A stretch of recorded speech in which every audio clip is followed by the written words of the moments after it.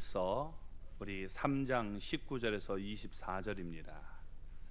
요한 1서 우리 3장 19절에서 24절까지 우리 같이 읽겠습니다.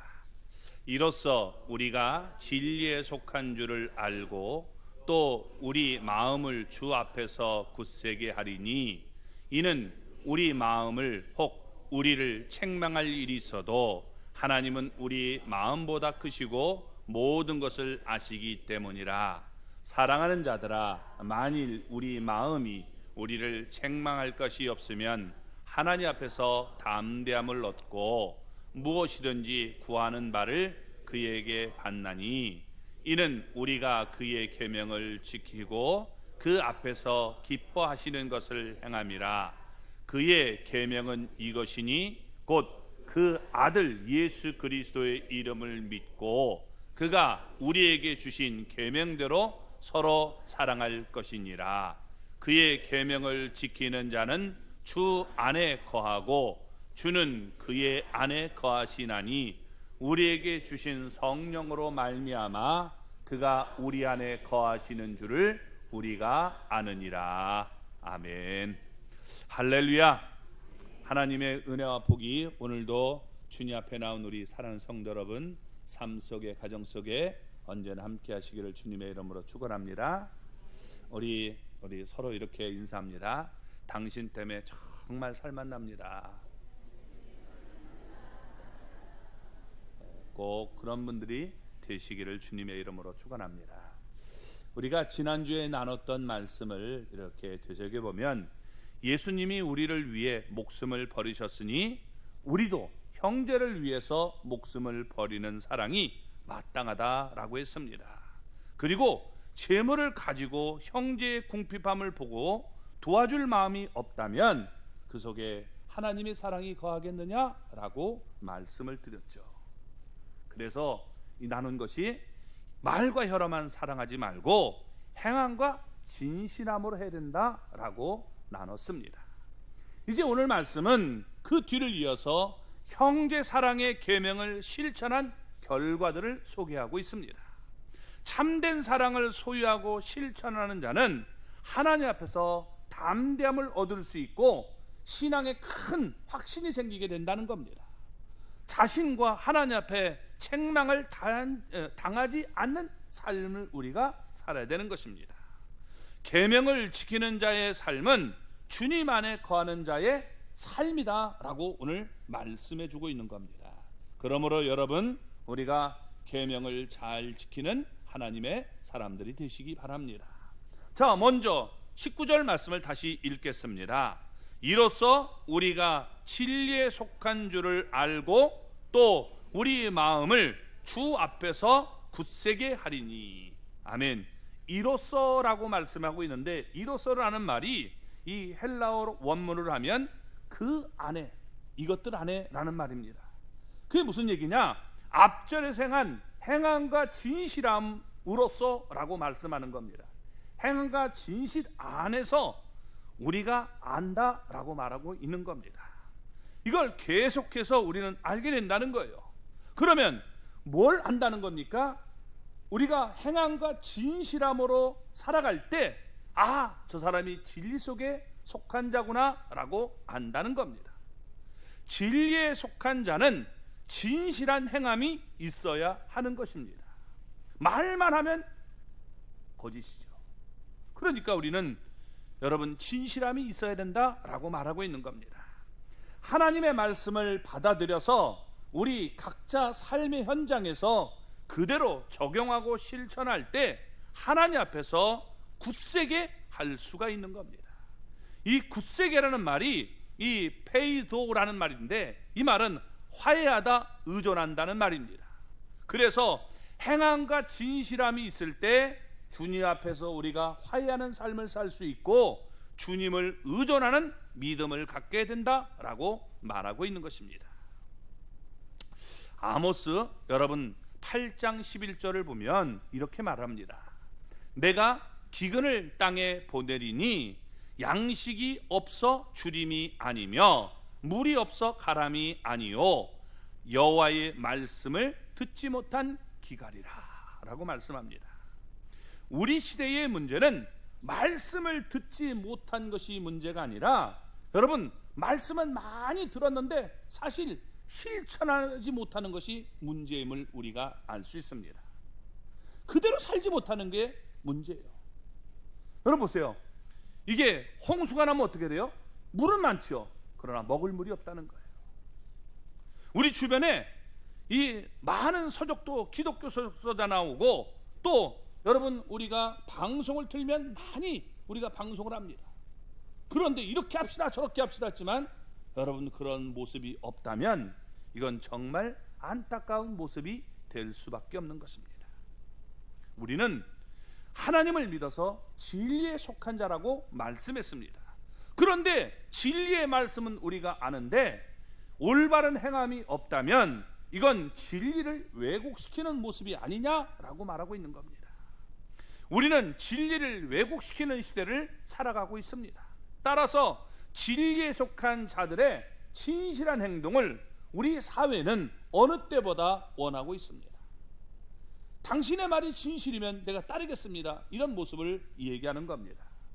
매일 밥을 먹고 물을 마시듯이 진리의 말씀을 우리가 먹고 사는 성도들이 되어야 되는데, 하지만 우리가 동시에 그 진리의 말씀을 눈동자처럼 소중히 여기고 지키고 실천하는 성도가 되어야 된다는 겁니다. 진실한 이 행위가 있는 성도들을 주님은 지금도 찾고 계시는 거예요. 말은 잘하는데 여러분 행동이 없다면 너무 안타까운 얘기 아닙니까? 그러니까 이런 모습 하지 말라는 거예요. 자, 그러면서 20절에서 21절을 이렇게 얘기합니다. 같이 읽겠습니다. 이는 우리 마음이 혹 우리를 책망할 일이 있어도 하나님은 우리 마음보다 크시고 모든 것을 아시기 때문이라. 사랑하는 자들아, 만일 우리 마음이 우리를 책망할 것이 없으면 하나님 앞에서 담대함을 얻고. 아멘. 자, 하나님의 말씀에 우리가 순종할 때 한마디로 얘기하면 담대함을 얻을 수 있다는 거예요. 우리가 살면서 여러분 우린 양심이 있잖아요. 그 양심이 있으니까 어떻게 돼요? 책망할 일들이 내게서 나타납니까? 안 나타납니까? 나타나요. 그렇죠? 내가 봐도 이렇게 살면 안 되는데 하는 그런 느낌이 들 때가 있단 말이에요. 그런데 하물며 모든 것을 아시는 하나님이 우리를 보실 때 책망할 것이 없겠습니까? 책망할 것이 너무도 많이 있는 거죠. 이 책망한다는 말은 우리가 내가 적대적으로 알고 있다는 얘기입니다. 다른 사람의 잘못을 지금 비난하고 지적하는 것을 얘기하고 있는 거예요. 하나님 보실 때 우리가 잘못한 건 너무나 많아요. 그러니까 여기서 지금 사랑을 실천할 때 우리 성도들의 이 판단과 하나님의 판단을 비교해 보면서 설명하고 있는 겁니다. 하나님이 보실 때 우리의 마음이 얼마나 여러분 더럽고 추잡한 것이 많이 있겠습니까? 그런데 하나님은 그때그때마다 우리를 벌 주지 않아요. 하나님이 그냥 참고 넘어가시는 경우를 볼 수가 있다는 겁니다. 왜? 하나님은 오래 참으시는 분이기 때문에 그래요. 그래서 베드로 후서 여러분 3장 9절을 보면 이렇게 말합니다. 오직 주께서는 너희를 대하여 오래 참으사 아무도 멸망하지 아니하고 다 회개하기에 이르기를 원하시느니라. 아멘. 하나님이 참으시는 이유가 뭐냐? 오래 참으시는 이유가 우리가 멸망하기를 원치 않기 때문에 그래요.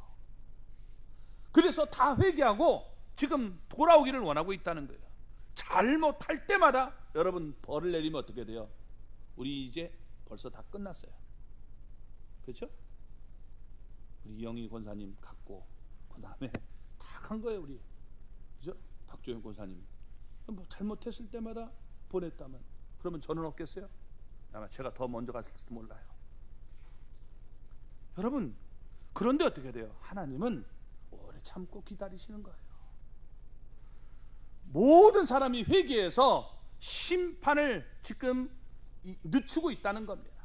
돌아오기를 원하기 때문에 이게 바로 하나님의 마음임을 보여주고 있는 겁니다. 그런데 우리는 자꾸만 착각하기를 오래 참으시는 하나님의 속성을 오해해서 우리가 죄를 져도 하나님이 심판하지 않네? 우리 마음대로 죄를 져도 되겠다? 이렇게 착각하는 경우가 많이 있다는 겁니다. 더 나아가 하나님, 우리가 죄 짓는 건 몰라, 이렇게 하나님을 아주 작은 하나님으로 판단하는 경우도 있다는 거예요. 하나님이 여러분 우리가 죄 질 때 모를까요? 아셔요. 근데 우리는 너무 작은 하나님으로 만들어 놓고 이건 모를 거다 이렇게 생각하는 경향이 있다는 겁니다. 그러나 성경은 하나님을 무소부지하시고 전지전능하신 하나님으로 소개하고 있습니다. 하나님이 우리를 보실 때 책망할 부분이 너무나 많아요. 그런데 책망하지 않는 이유가 뭐냐? 심판하지 않는 이유가 바로 오래 참는 하나님이기 때문이라 라고 말하고 있습니다. 그래서 우리는 하나님을 자꾸만 작은 하나님으로 만드는 일을 우리는 여러분 회개해야 되는 것입니다. 우리가 전지전능하신 하나님 아버지라고 고백하는 기도를 드리는데 여러분 문제는 그대로 믿지 않는다는 겁니다. 말은 잘해요. 그러나 하나님이 정말 내가 죄를 짓는 거 내가 모르게 한 일도 아실까? 안다면 그렇게 안 할 텐데 모르는 척하고 넘어가려는 경향이 있는 거죠. 하나님은 얼마나 크시고 위대한지 여러분 열왕기상 8장 27절을 보면 이렇게 얘기합니다. 하늘과 하늘의 하늘이라도 주를 용납하지 못하겠거든 이렇게 얘기를 했습니다. 하나님은 여러분 하늘과 하늘의 하늘이라도 주를 너무나 크기 때문에 이게 뭐냐면 용납할 수 없다는 거예요. 하나님을 받아들일 수가 없다는 거예요. 그런 하나님입니다. 그런데 우리는 너무 작은 하나님으로 만들어버려요. 여기는 내가 이런 일을 할 때 모를 거다 여러분 다 알고 있다는 거예요. 하나님은요 여러분 다 알고 계시는데도 참고 계시는 거예요. 하나님이 정말 여러분 전지전능하다면 왜 우리가 자꾸만 어떤 작은 일에 쉽게 낙심하고 절망합니까? 그러면 안 되죠. 하나님이 여러분 나의 모든 형편을 다 알고 계신다고 믿으시기 바랍니다. 절망하지 마시고 여러분 이 믿음을 갖고 이겨나가야 되는 거예요. 또 우리는 무슨 일이 이루어지면 자기 힘으로 이루어진 일로 착각해요. 너무 안타까운 얘기죠. 수탉이요 이 새벽에 꼬끼하고 울면 해가 떠올라요. 그 다음에도 꼬끼하고 울더니 또 태양이 떠올라요. 몇 번 하니까 자기가 마음먹기를 내가 울면 태양이 떠오른다 이렇게 착각하고 있는 모습을 여러분 우리의 어리석음이라고 얘기할 수 있는 겁니다. 하나님의 능력을 제한해서는 안 되고 우리가 알아야 될 것은 하나님은 우리가 믿는 만큼 역사하신다는 사실을 기억하시기 바랍니다. 그래서 우리가 오늘 여기 말씀 속에서 하나님 앞에 내가 믿음으로 나가면 하나님 앞에 담대할 수 있다는 거예요. 왜 자꾸만 우리가 담대함을 잃습니까? 내가 떳떳하지 못하기 때문에 그래요. 남편이 아내에게 범죄를 하면 어떻게 돼요? 떳떳하지 못한 거예요. 아내가 남편에게 범죄하면 떳떳하지 못한 거예요. 교인들도요 이 세상에서 이렇게 우리가 떳떳하지 못하다가 오면 괜히 저 눈을 안 봐요. 이렇게 안 마주치려고 해요. 자녀들도 그렇잖아요. 떳떳한 일을 못하면 부모의 얼굴을 자꾸 피하는 모습을 봐요. 이게 두꺼우면 할 수 있겠지만 보통 사람들은 그렇지 못하단 말이에요. 그러니까 하나님 앞에서 우리가 형제를 사랑하면 내가 떳떳하기 때문에 하나님이 알고 계시기 때문에 나는 두려울 것이 없다라고 얘기하고 있는 거예요. 그래서 우리가 이런 믿음의 사람들이 될 수 있기를 바랍니다. 자꾸만 여러분 내가 하나님 앞에 왔는데도 괜히 죄송하고 그러는 이유는 내 삶이 부족하기 때문에 그런 거예요. 형제를 자꾸 미워할 때 여러분 하나님은 기뻐하지 않는다는 것을 알아야 됩니다. 또 내가 형제를 사랑하는 것이 하나님을 기쁘시게 하는 행동이다, 오늘 얘기해 주고 있는 겁니다. 자, 22절 말씀을 먼저 볼까요? 무엇이든지 구하는 바를 그에게서 받나니 이는 우리가 그의 계명을 지키고 그 앞에서 기뻐하시는 것을 행함이라. 아멘. 예수님은 우리에게 기도를 가르치면서 구하라 라고 가르쳐 줬습니다. 기도는 구하는 거예요. 요한복음 14장 14절을 보면 내 이름으로 무엇이든지 내게 구하면 내가 행하리라 라고 말씀했습니다. 또 마태복음 여러분 7장 7절을 보면 구하라 그리하면 너희에게 주실 것이요 찾으라 그리하면 찾아낼 것이요 문을 두드리라 그리하면 너희에게 열릴 것이니 라고 했습니다. 성경은 이렇게 곳곳마다 구하는 자마다 하나님의 응답을 받을 것이다 라고 증언했습니다. 하지만 실제로 우리는 구하는 것마다 다 받습니까? 받아요? 아니라면 여러분 예수님의 말씀은 거짓말입니까? 그것 아니면 뭐예요? 자, 우리가 그 말씀을 제대로 이해하지 못하고 여러분 잘못된 길로 가기 때문에 그렇습니다. 자, 우리가 구하는 것마다 다 받기 위해서는 이 구하는 자와 하나님의 교제가 아름답게 이루어져야 된다라고 오늘 여기서 얘기해 주고 있는 거예요. 이것을 야고보 사도는 이렇게 표현했습니다. 야고보서 여러분 4장 3절을 보면 구하여도 받지 못함은 정욕으로 쓰려고 잘못 구하기 때문이다 라고 말씀을 했습니다. 내가 구해도 받지 못하는 것은 정욕으로 쓰려고 잘못 구했기 때문에 받지 못한다는 거예요. 그러니까 나의 이기적인 욕심과 정욕을 채우기 위해서 구하기 때문에 주면 문제가 생겨요. 그러니까 안 준다는 거예요. 우리 자녀들이 여러분 이게 뭐 잘못된 길로 가려고 할 때 돈 달라고 하면 줘요, 안 줘요? 안 줘요? 왜 안 줘요? 사랑하는데. 잘못된 길로 가니까. 그렇죠. 잘못된 길로 가면 안 되니까 못 주는 겁니다. 당연하죠.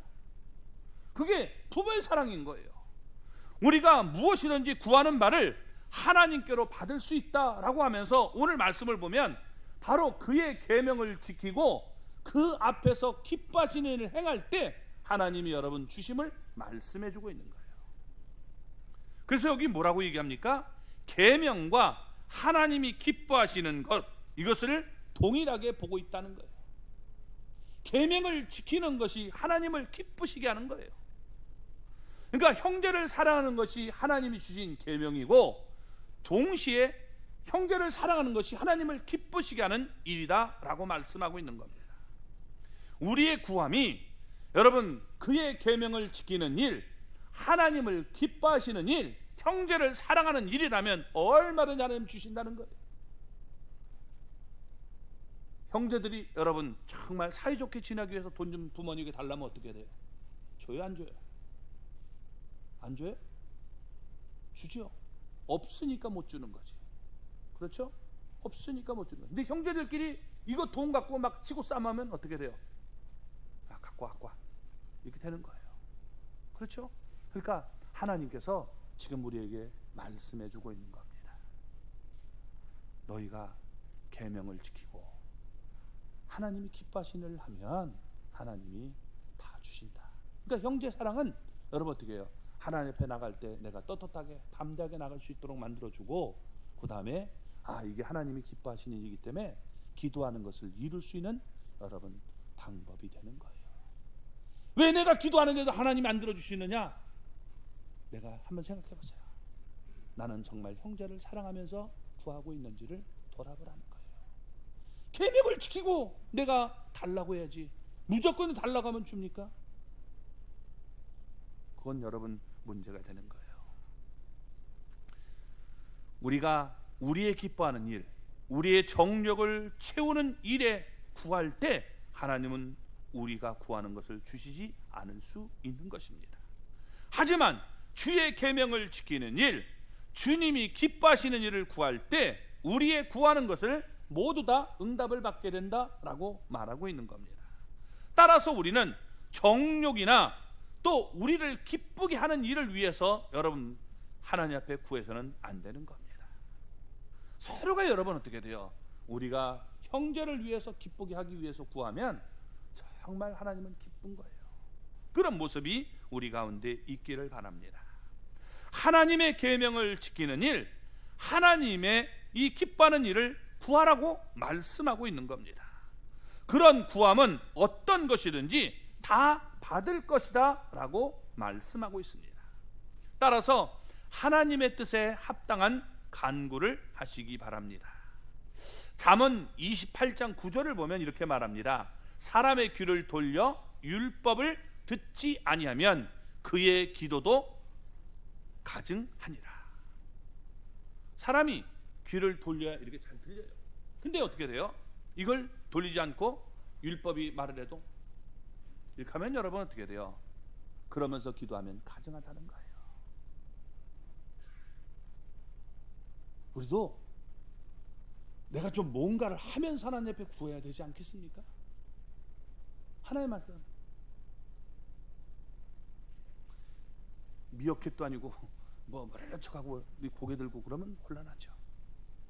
그러면 하나님의 계명이 뭘까요? 하나님의 계명을 지키라고 했는데 23절을 보겠습니다. 그의 계명은 이것이니 곧 그 아들 예수 그리스도의 이름을 믿고 그가 우리에게 주신 계명대로 서로 사랑할 것이니. 계명을 지금 여기서 두 가지로 얘기하고 있어요. 첫째는 곧 그 아들 예수 그리스도의 이름을 믿는 거다라고 말하죠. 그 다음에 그가 우리에게 주신 계명대로 서로 사랑할 것이다라고 하는 거예요. 이게 신앙생활이에요. 먼저는 예수님을 믿는 것이고, 그리고 예수님이 주신 계명대로 서로 사랑하며 살아가는 것. 여러분 성경을 어렵지만 단축시키면 그거예요. 요한은 예수님을 여러 가지로 표현합니다. 그리스도, 메시아, 하나님의 아들, 성육신하신 하나님 등 많은 면으로 소개를 하고 있습니다. 왜? 영주자들과 적그리스도들을 염두에 두고 하는 말씀입니다. 그들은 이렇게 믿지 않았기 때문에 이렇게 다양하게 표현했던 거예요. 육신으로 이 땅에 오셨다. 육신을 입고 오신 하나님, 이런 표현을 쓰게 되는 겁니다. 자, 이러한 믿음이 예수님을 불신자들과 구별하는 믿음으로 소개하며 그에 대한 믿음은 예수님이 주신 계명들을 행하도록 만든 것입니다. 요한은 그리스도에 선포된 새 계명에 대해서 말씀을 했습니다. 그 계명이 뭐냐? 바로 하나님의 아들 예수 그리스도를 믿어야 된다. 왜? 하나님께서 여러분 우리를 구원하시고 사랑하시는 방법이 예수 그리스도를 통해서 우리를 구원하시는 거예요. 이걸 안 믿으면 그 다음 것이 진행이 안 되는 거예요. 이건 우리가 기초입니다. 가장 중요한 거예요.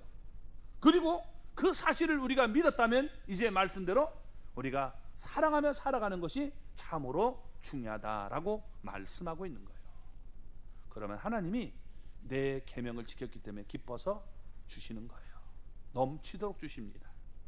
그런 은혜가 우리 삶에 넘쳐나기를 바랍니다. 이스라엘 백성들에게 계명의 본질은 율법을 지키는 것입니다. 그런데 그들은 율법을 아주 세부적인 이 항목들을 만들어서 철저히 지킴으로 우리는 하나님 앞에 나갈 수 있다, 주님으로부터 의롭다 인정을 받을 수 있다라고 생각했습니다. 그래서 이 계명에서 벗어나지 않기 위해서 날마다 율법을 읽고 또 말씀도 외웠습니다. 율법의 항목을 지키는 것이 구원이고 율법의 항목을 어기는 것이 죄악이었기 때문에 율법의 항목을 아는 것이 무엇보다 중요했습니다. 근데 진짜를 몰랐다는 거예요. 그 결론이 뭐예요? 결국에는 하나님께서 우리에게 주신 율법은 예수님을 우리가 알아야 구원받는다는 건데, 그게 여러분 성경이 우리에게 증언해주고 있는 건데, 예수님을 싹 무시하고 우리는 하나님을 안다? 잘못된 거죠. 여러분 신천지라든지 다른 집단들도 그래요. 예수님을 싹 빼버리고 예수님 대신에 자기를 싹 집어넣고 이만희를 알아야 구원받는다. 무슨 개똥 같은 소리 하고 있어요. 잘못된 얘기죠. 여러분 그래서 구원받는 게 아니에요. 예수님에게 우리가 초점이 맞춰져 있다는 겁니다. 내가 아무리 다른 율법을 잘 지켜도 예수님을 모르면 우리는 구원받을 수 없어요. 왜? 하나님께서 구원의 방법은 예수 안에서 우리를 구원하시기 때문입니다. 그래서 내가 예수님 안에 있다면 그 증거가 이제 형제를 사랑하는 삶으로 나타나게 되는 겁니다. 그럴 때 하나님은 기뻐서 우리에게 구하는 것을 주시고, 너는 정말 내 원대로 지금 이런 아름다운 삶이기 때문에 내가 더 많은 것을 주겠다라고 말씀하게 되는 겁니다. 이게 바로 여러분 주님이 우리에게 주신 세 계명이 되는 거예요. 그래서 세 계명을 내가 주노니 서로 사랑하라. 내가 너희를 사랑한 것처럼 너희도 사랑하라 라고 말씀하지 않습니까? 우리가 이렇게 사랑하며 사는 사람이 되어야 되는 거예요. 예수님은 복음이 무엇인가를 우리 마가복음 1장 5절에서 이렇게 말씀했습니다. 이르시되 때가 찼고 하나님의 나라가 가까이 왔으니 회개하고 복음을 믿으라 하시더라. 아멘. 예, 여기 지금 보면 이렇게 말씀하죠. 하나님의 지금 때가 찼고 우리에게 하나님의 나라가 가까이 왔으니 회개하고 복음을 믿으라는 거예요. 이 복음이 뭐냐? 여러분, 복음은 우리 마태복음에 보면 예수 그리스도가 복음임을 분명히 말씀해주고 있는 거예요. 그래서 우리가 회개하고 예수 그리스도를 믿어야 됨을 얘기해주고 있는 겁니다. 우리에게 주어진 계명은 바로 예수 그리스도를 믿는 데서 출발하는 거예요. 그리고 내가 예수님을 믿었다면 내 의지를 포기하고 주님을 의지해서 전적으로 여러분 믿고 따라가는 삶이 되어야 되는 것입니다.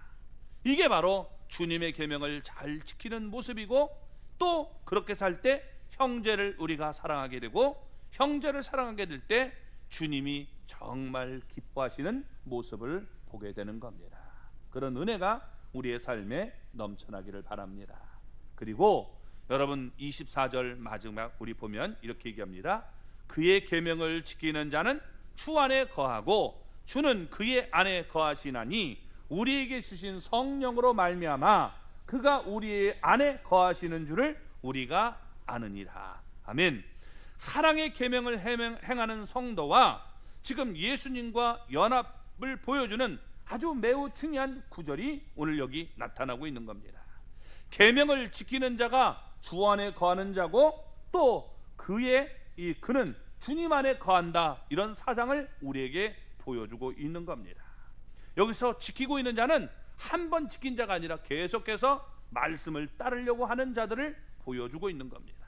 그래서 현재형으로 계속하는 용법을 보여주고 있는 겁니다. 주님 안에 거하는 삶의 출발점은 바로 그리스도의 말씀 안에 거하는 삶, 즉 그의 계명을 지키는 삶입니다. 우리가 주님 안에 거하기 위해서는 주님의 성령이 여러분 우리 안에 거해야 되고, 우리도 성령 안에 거해야 되는 것입니다. 우리가 성령의 여러분 능력을 받지 않고 성령 안에서 행동하지 않으면 악한 영의 지배를 우리가 이길 수 없는 모습이 되는 것입니다. 성령님이 거하시면 성도들의 이 믿음의 확신을 갖도록 돕는 역할을 합니다. 내 안에 성령님이 계시면 여러분 어떻게 돼요? 나를 돕는 분명한 역할을 하게 되는 겁니다. 성령의 거하심은 초대교회 사도들과 성도들의 표시였던 것입니다. 요한은 여기서 내주하는 성령의 사역으로 본장을 이제 마무리하면서 성령의 영이신 성령이, 이 성결의 영이신 성령이 거하시는 자로서 그의 합당한 삶을 살아야 됨을 다시 한번 강조하고 있는 거예요. 성령이 거하면 여러분 어떻게 해요? 내가 이게 더러운 삶을 사는 게 아니라 거룩한 삶을 살아야 되는 겁니다. 우리 안에 성령님이 채워지면 세상의 것을 자꾸만 유혹을 따라가는 삶이 아니라 하나님의 말씀을 따라가는 삶이 되고 거룩한 삶이 될 수 있음을 보여주고 있는 것입니다. 그런데 세상의 유혹은 너무나 달콤하고 우리의 이성과 감성을 마비시키는 아주 큰 특징을 가지고 있습니다. 그래서 여기에 마비되면 우리가 여러분 세상에 끌려가는 삶이 돼요. 그런데 성령님께서 우리 안에 역사하시면 이런 유혹을 끊어버리고 내가 하나님 앞에서 믿음으로 거룩한 삶을 살도록 만들어 가십니다. 그렇기 때문에 우리의 심령의 빈자리에 성령으로 채워야 되는 것입니다. 하나님의 성도는 성령의 지배를 받는 자들입니다. 하나님의 계명을 지키는 것은 우리 힘으로 할 수 없고 여러분 성령의 능력이 있을 때 가능하게 되는 거예요. 그래서 여러분 하나님 앞에 우리가 이런 모습으로 하나님 오늘도 우리가 성령에 충만해서 죄악을 이길 수 있는 삶을 살게 해주십시오. 거룩한 삶을 살게 해주십시오. 이렇게 우리가 기도하며 나가야 되는 겁니다.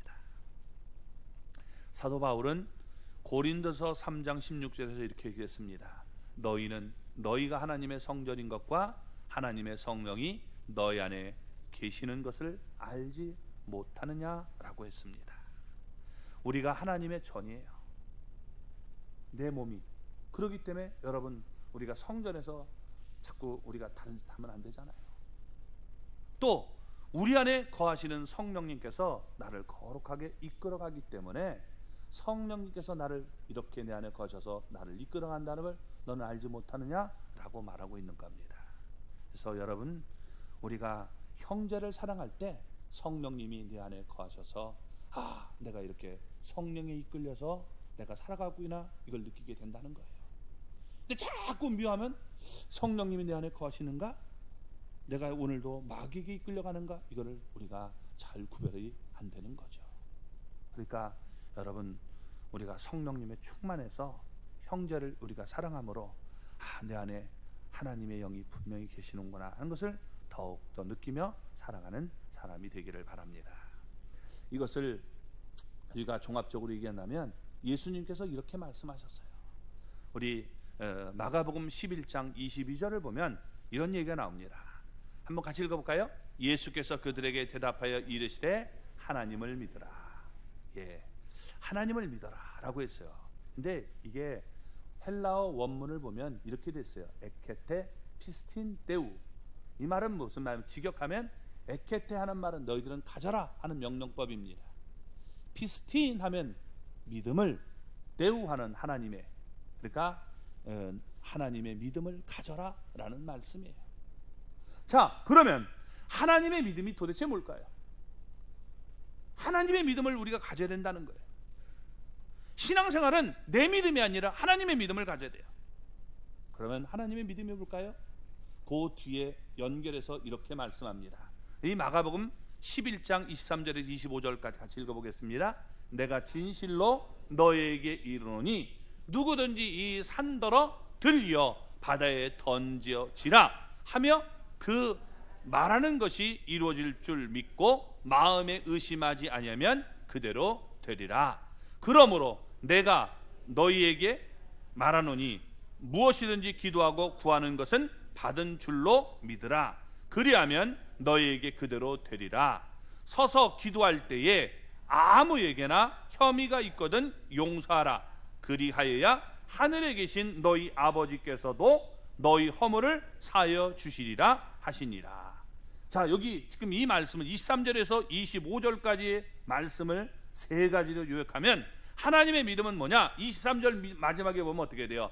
마음에 의심하지 아니하면, 그러니까 의심하지 않는 믿음이 하나님의 믿음이에요. 하나님이 이거 될까?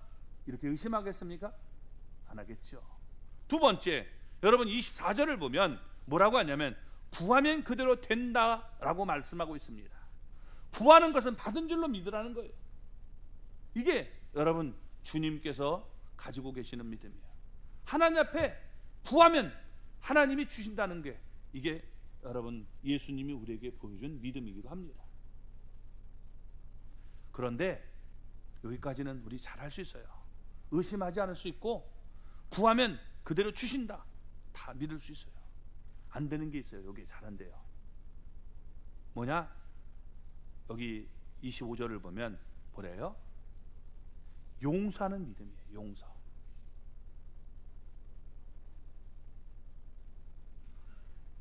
용서할 수 있는 믿음을 가져야 되는데 내 눈에 흙이 들어와도 절대 안 돼. 이게 여러분 우리가 너무 많다는 거예요.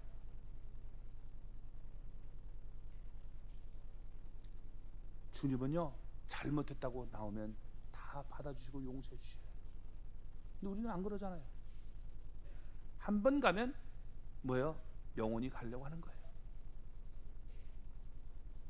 이거 정말 주님이 기뻐하시는 믿음이 아니에요. 주님의 믿음이 아니에요. 주님은요, 서로 용서하고 사랑하는 믿음을 우리가 갖기를 원하고 있다는 겁니다. 형제를 용서할 수 있는 믿음이 우리에게 있을 때 주님 앞에 구하면 그대로 되는 거예요. 내가 이 믿음을 가지고 있는가를 한번 돌아보세요.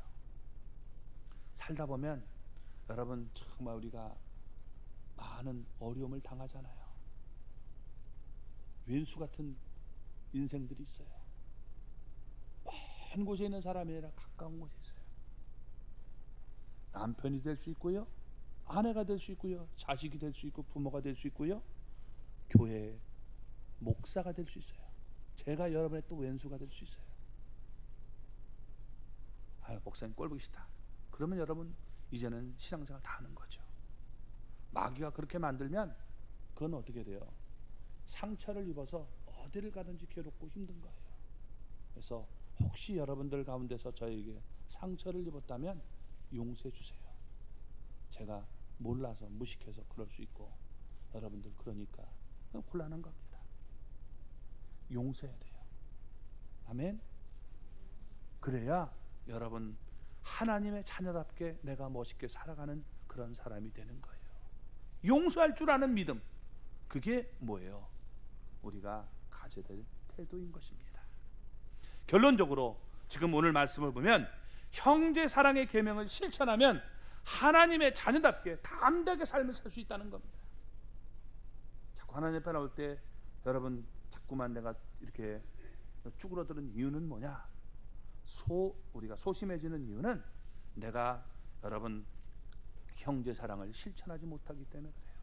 또 하나, 우리가 계명을 지키면 하나님이 기쁘시게 되기 때문에 구하는 것을 주십니다. 아멘. 여러분 하나님 앞에 내가 기뻐하시는 일을 하면서 하나님 앞에 구할 수 있기를 바랍니다. 자꾸 구해도 이게 안 주실 것 같아. 그건 뭐냐? 내가 형제 사랑에 실패하기 때문에 그래요. 또 하나, 여러분 내가 형제를 사랑할 때 내가 주님 안에 있고 주님이 내 안에 있다, 이런 증거가 나타나게 될 겁니다. 이런 여러분 생활이 우리의 삶에 넘쳐나기를 주님의 이름으로 축원합니다. 기도하겠습니다.